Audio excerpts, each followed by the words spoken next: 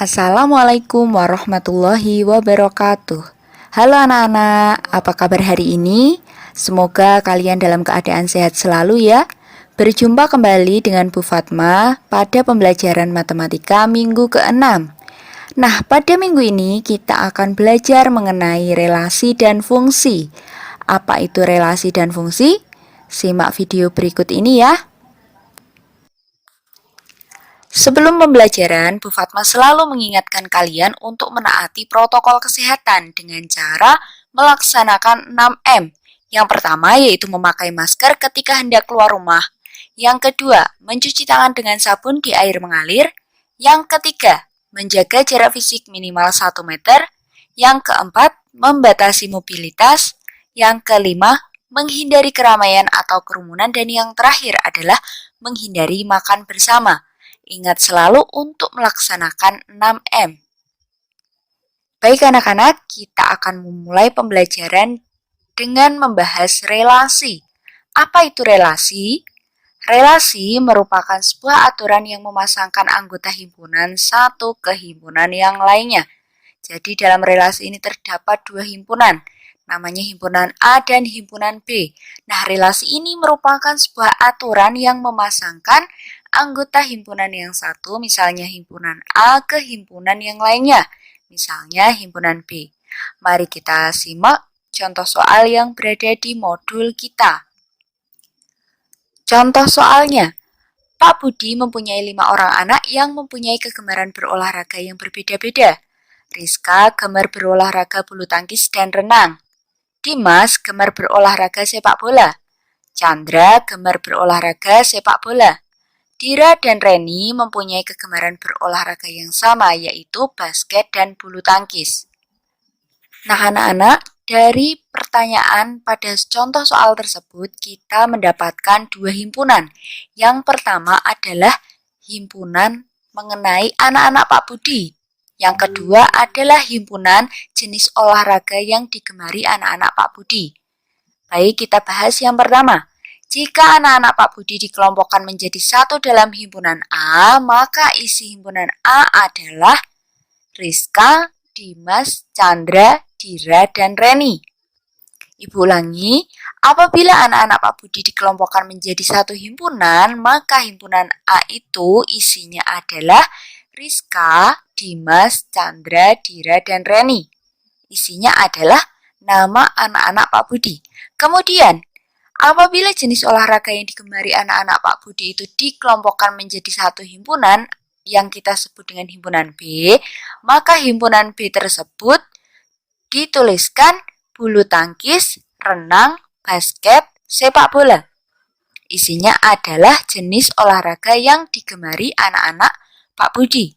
Ibu ulangi, himpunan B merupakan jenis olahraga yang digemari anak Pak Budi. Sehingga isi himpunan B adalah bulu tangkis, renang, basket, dan sepak bola. Nah, mengenai pembagian himpunan bisa ya anak-anak? Selanjutnya, kita akan belajar mengenai cara menyatakan relasi. Anak-anak, cara menyatakan relasi itu terdapat 3 macam. Yang pertama yaitu dengan menggunakan diagram panah. Yang kedua dengan menggunakan pasangan himpunan berurutan, dan yang terakhir dengan menggunakan diagram kartesius. Cara menyatakan relasi yang pertama yaitu dengan menggunakan diagram panah.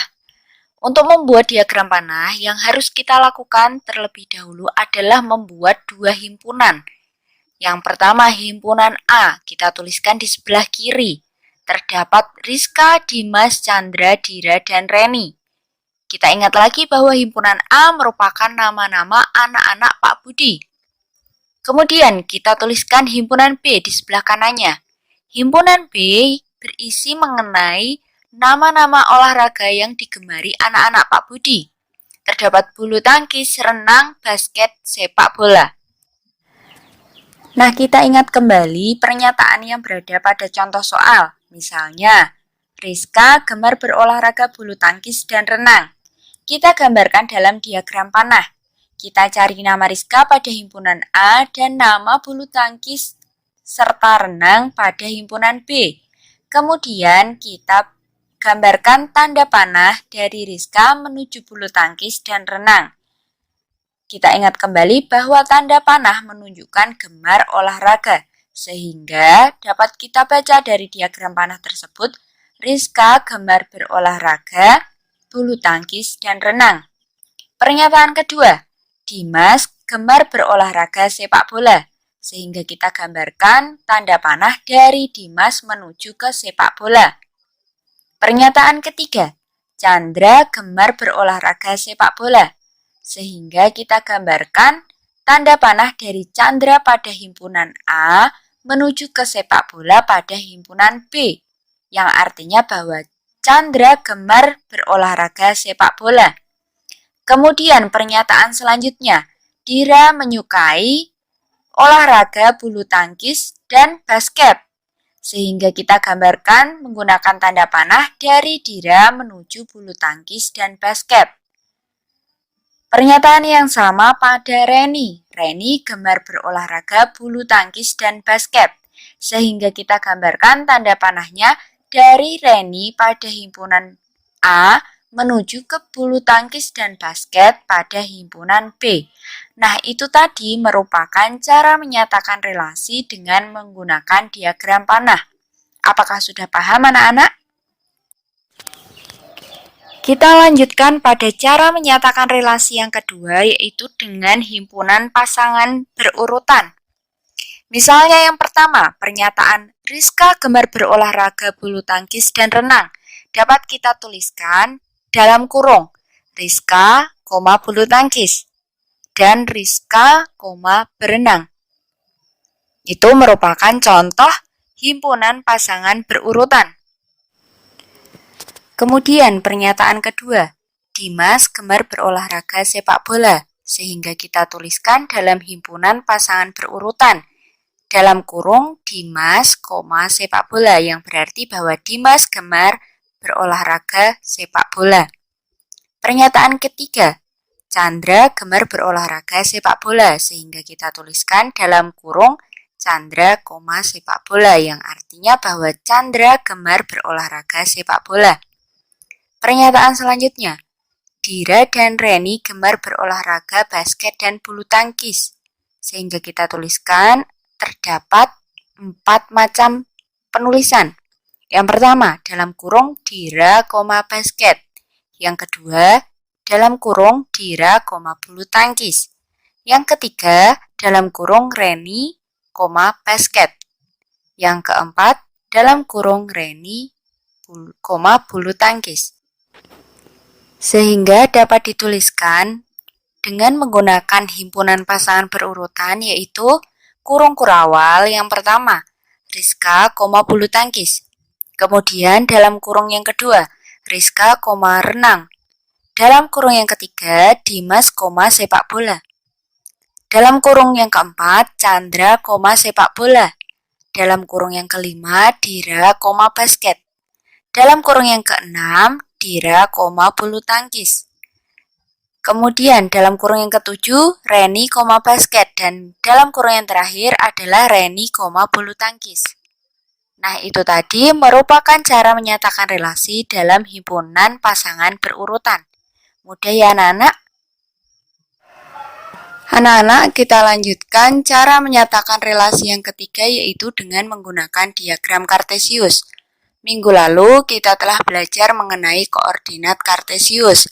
Kita telah mengenal sumbu yang mendatar kita namakan dengan sumbu X. Kemudian sumbu yang tegak lurus kita namakan dengan sumbu Y. Selanjutnya, untuk menyatakan relasi dengan menggunakan diagram Kartesius, yang pertama kita lakukan adalah menggambar sumbu X dan sumbu Y terlebih dahulu. Kemudian kita menuliskan anggota himpunan A atau himpunan awal ditempatkan pada sumbu yang mendatar atau sumbu X.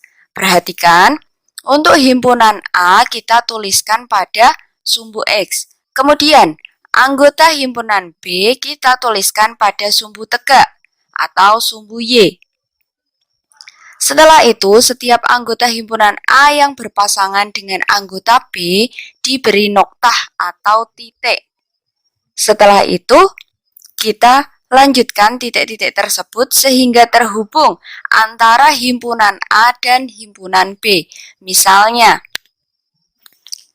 Rizka gemar berolahraga bulu tangkis dan renang, sehingga kita beri noktah pada bulu tangkis dan renang dan kita lanjutkan menggunakan garis putus-putus. Untuk pernyataan kedua, Dimas menyukai olahraga sepak bola. Kita beri noktah pada Dimas dan sepak bola. Begitu pula seterusnya. Nah, ini prinsip kerjanya hampir sama dengan koordinat kartesius. Mudah bukan? Kemudian kita lanjutkan pembahasan berikutnya mengenai fungsi. Fungsi atau yang disebut dengan pemetaan merupakan relasi dari himpunan A ke himpunan B. Apabila setiap anggota himpunan A berpasangan tepat satu dengan anggota himpunan B. Yang perlu ditekankan pada pengertian fungsi ini adalah apabila setiap anggota himpunan A berpasangan tepat satu dengan anggota himpunan B.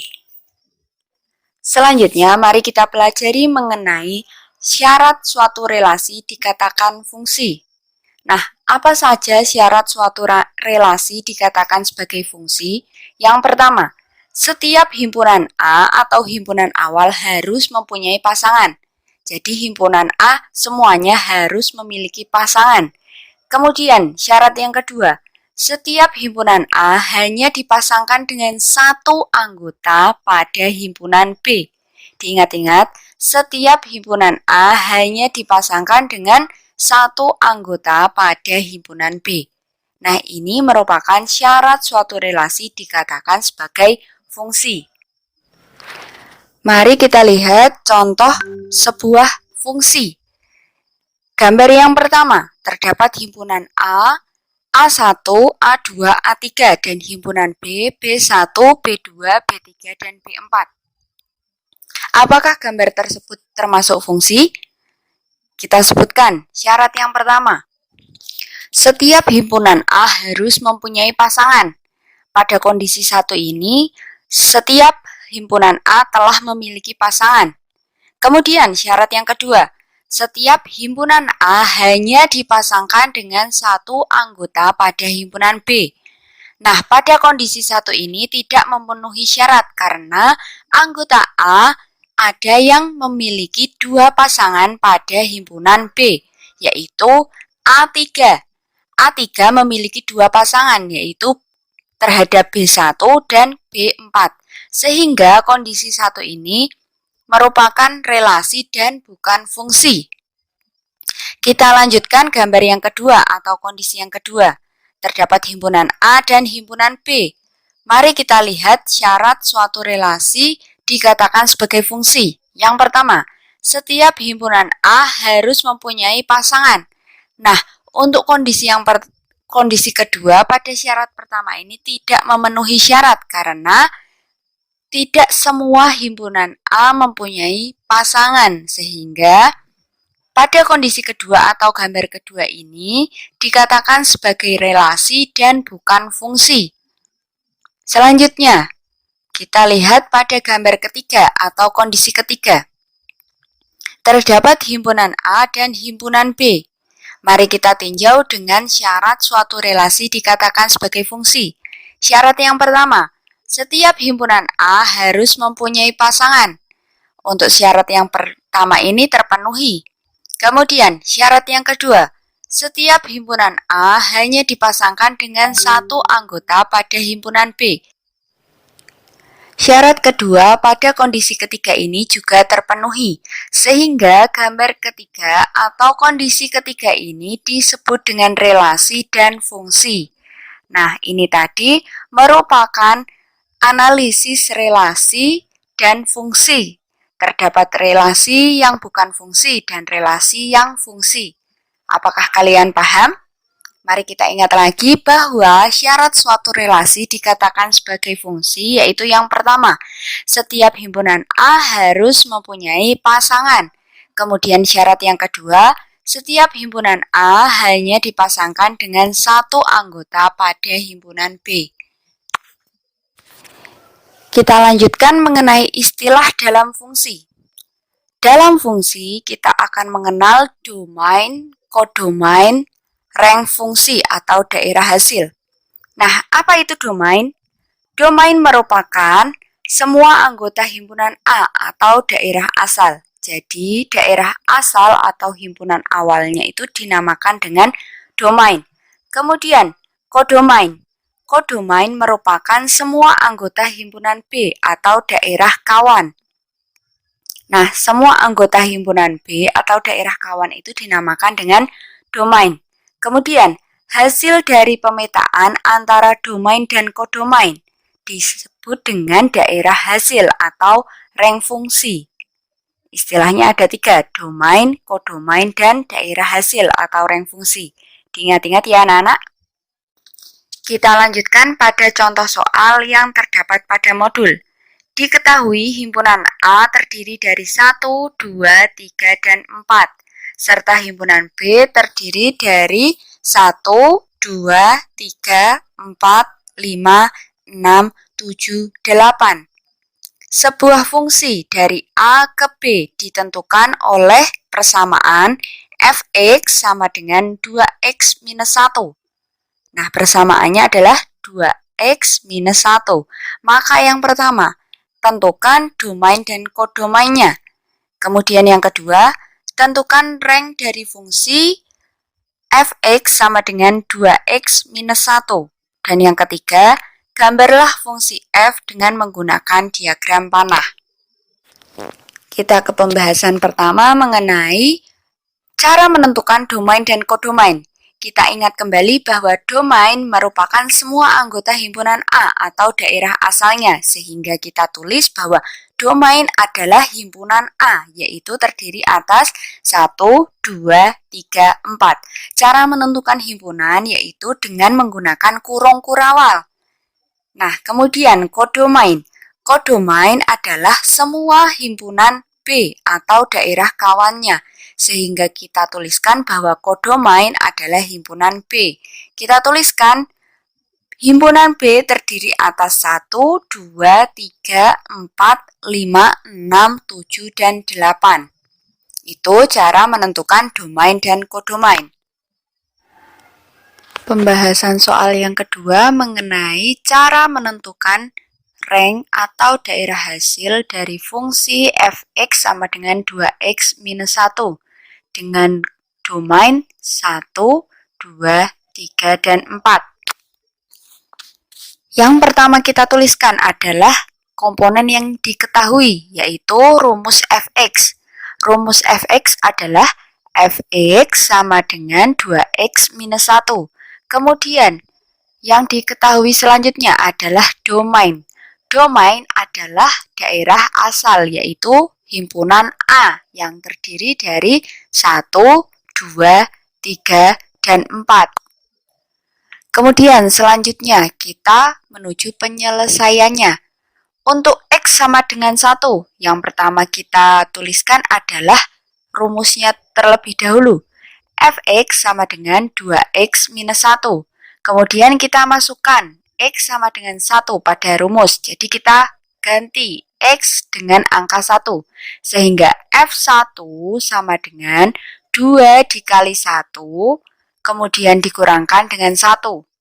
Kita selesaikan persamaannya menjadi F1 sama dengan 2 dikali 1, hasilnya adalah 2. Kemudian dikurangkan dengan 1. Sehingga F1 sama dengan 1.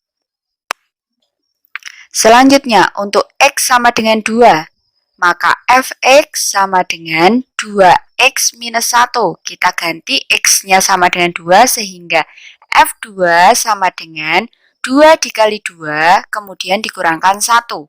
F2 sama dengan 2 kali 2 hasilnya adalah 4. Sehingga F2 sama dengan 4 dikurangi 1.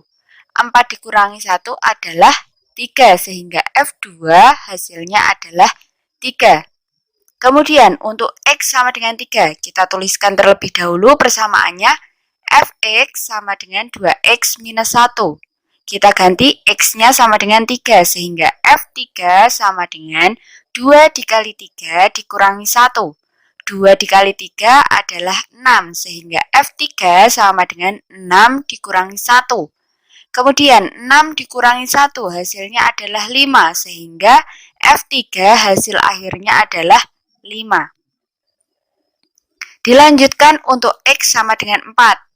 Pertama yang kita lakukan adalah menuliskan persamaannya terlebih dahulu. Fx sama dengan 2x minus 1. Kemudian kita isikan untuk X sama dengan 4. Maka F4 sama dengan 2 dikali 4 dikurangi 1. 2 dikali 4 hasilnya adalah 8. Sehingga F4 sama dengan 8 minus 1. 8 minus 1 adalah 7, sehingga F4 hasilnya adalah 7. Sehingga kita peroleh himpunan hasilnya atau rank dari fungsi F tersebut yaitu 1, 3, 5, dan 7. Pembahasan soal yang ketiga mengenai cara menggambar fungsi F dengan menggunakan diagram panah. Terlebih dahulu kita tulis komponen yang telah diketahui. Yang pertama, domain.